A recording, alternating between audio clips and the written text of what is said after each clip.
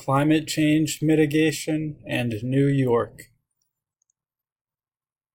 After being devastated by Hurricane Sandy, it didn't take long for the city of New York to understand the realities of climate change.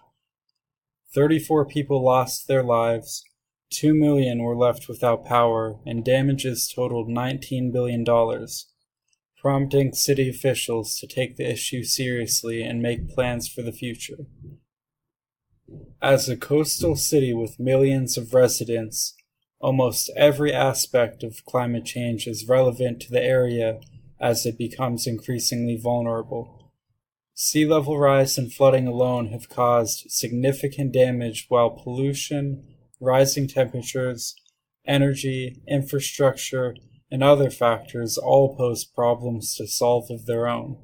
Flooding and storm intensity are both forecasted to increase in the future, and like other coastal areas, the impact on residents will depend on their location, wealth, and other factors of adaptability.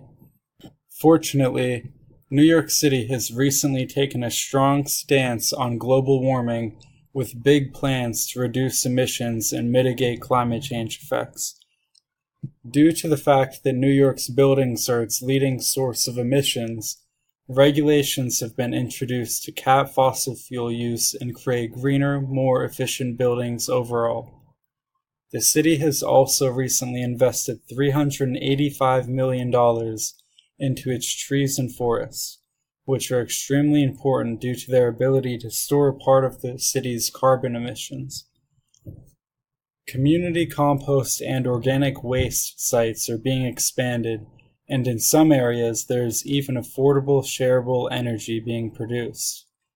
Despite the current attitude of the federal government toward climate change, New York plans to follow the guidelines of the Paris Agreement.